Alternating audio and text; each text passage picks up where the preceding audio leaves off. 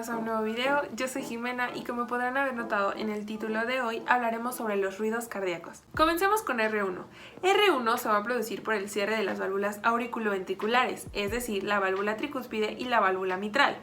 También se va a llevar a cabo después de una fase del ciclo cardíaco conocida como fase del llenado activo del ventrículo, que es básicamente cuando las válvulas se cierran porque hay una mayor presión en los ventrículos que la que hay en las aurículas. Ahora bien, R1 indica el inicio de la sístole, el cual es el sonido simultáneo al pulso.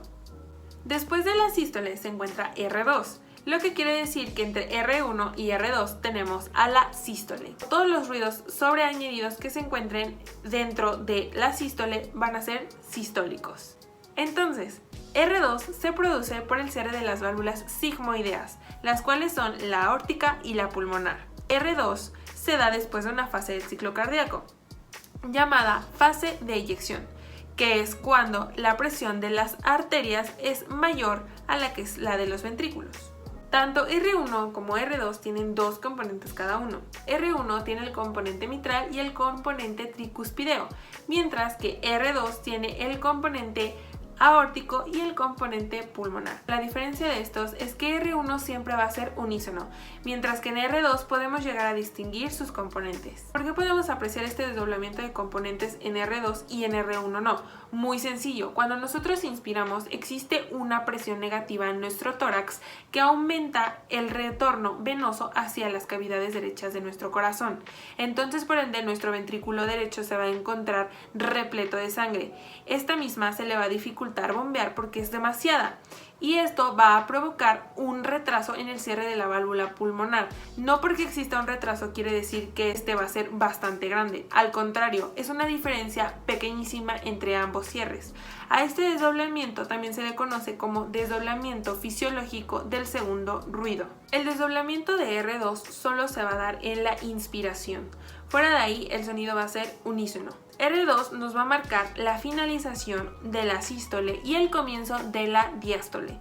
Después de la diástole vendría nuevamente R1, porque recordemos que este es un ciclo. Entonces, ¿cuál sería el sonido de R1 y R2? Existe una onomatopeya que nos dice que suenan como loop y dup. ¿Por qué? Porque R1 es un sonido más grave y más largo, mientras que R2 es un sonido agudo y más corto. Entonces R1 y R2 se escucharían así.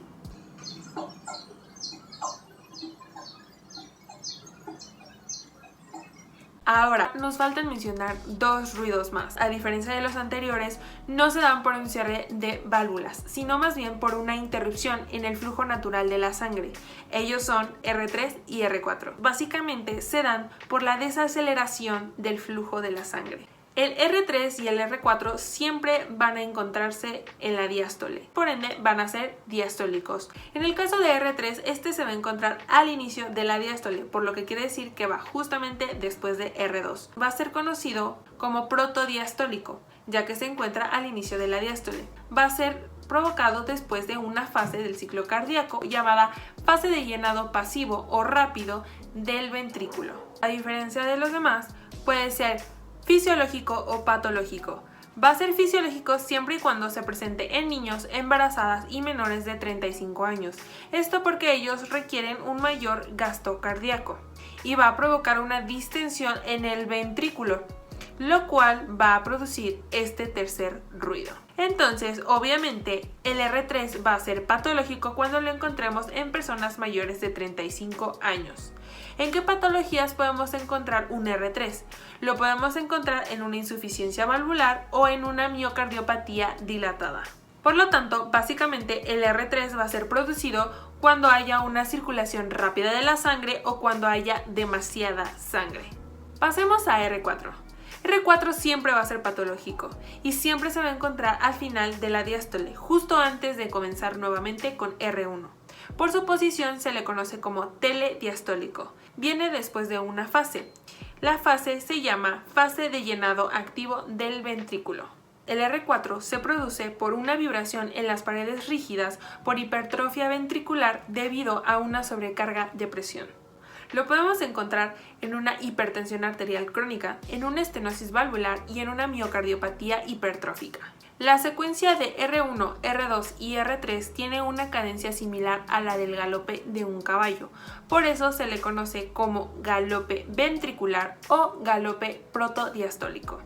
Mientras que la secuencia de R1, R2 y R4 se le conoce como galope auricular o telediastólico. La presencia de R3 sonaría de esta manera.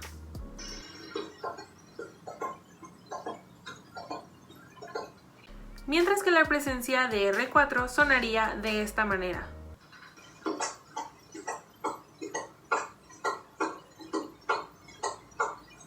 Y listo, eso ha sido todo por ruidos cardíacos. Espero te haya gustado y si te sirvió, dale like.